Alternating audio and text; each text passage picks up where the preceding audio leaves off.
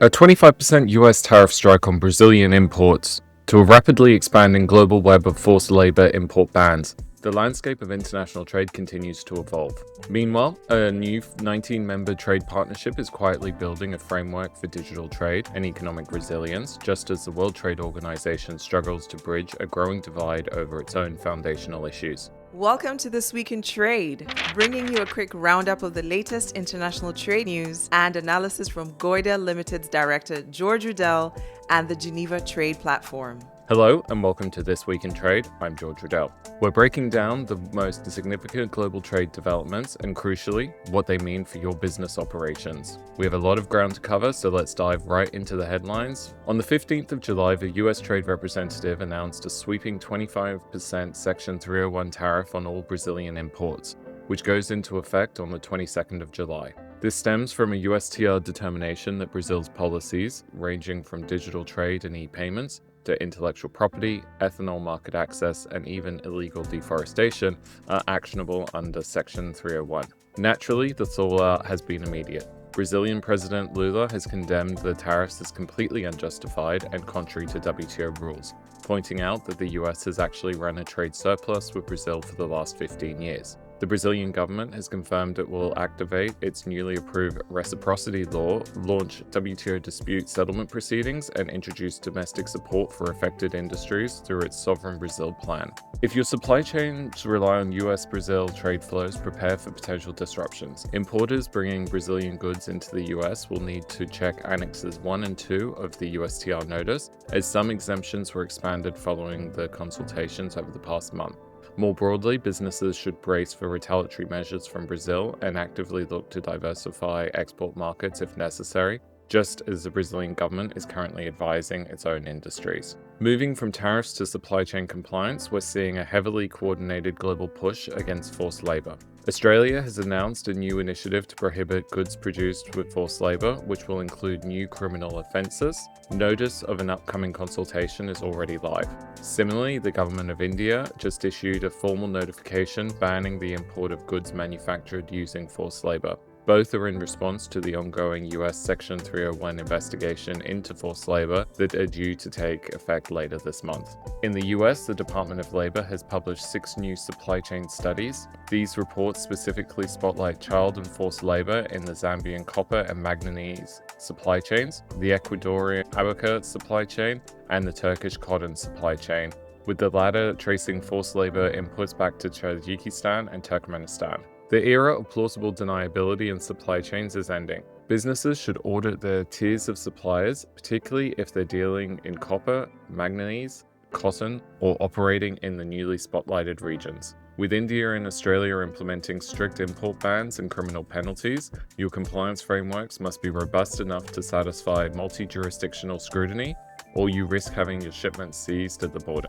Let's pivot to some collaborative news. Last week in Auckland, New Zealand, hosted the second ministerial meeting of the Future of Investment and Trade, or FIT partnership. This relatively new bloc is gaining serious momentum, formally welcoming South Korea, Peru, and Thailand, bringing its total membership to 19 nations. The meeting produced 3 non-binding plurilateral instruments focusing on non-tariff barriers, digital trade, and economic resilience, along with a new workstream targeting global subsidies. On digital trade, 14 members have committed to advancing end-to-end paperless trade and aligning their domestic laws with the UNCITRAL model law on electronic transferable records. On economic resilience, 13 members agreed to a voluntary mechanism for advance notice of trade restrictive measures on critical goods. All 4 outcomes are voluntary and represent soft law coordination rather than legally enforceable commitments at this stage, yet they offer strategic opportunities for businesses. First, if you're an exporter or logistics operator,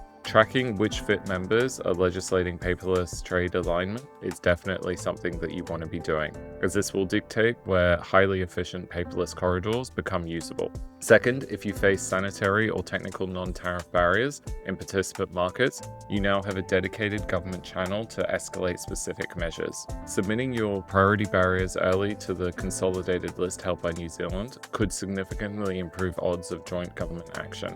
Finally, we turn to Geneva. At the WTO General Council meeting on July 14th and 15th, the Director General urged members to advance institutional reform alongside the outstanding negotiating agenda, warning that new agreements won't be durable without a strong institutional foundation.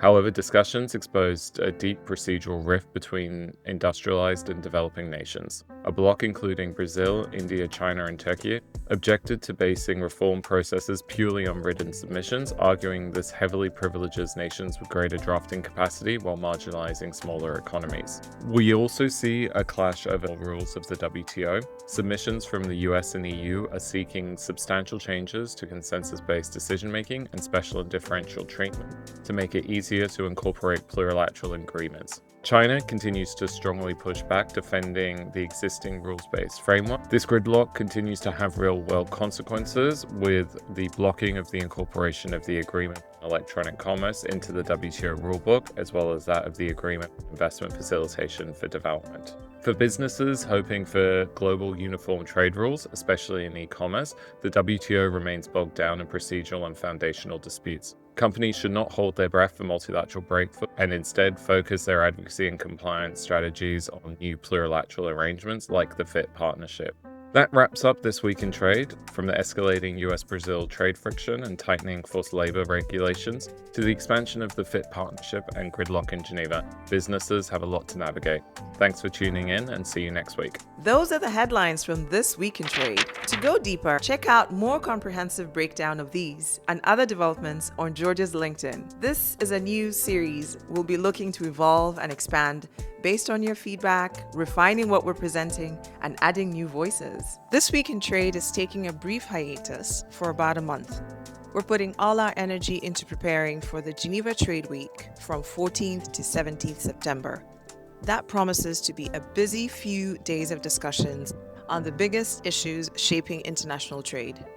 Once the dust settles, we'll be back with new weekly episodes. Thanks as always for listening. Enjoy the break, and we'll be back before you know it.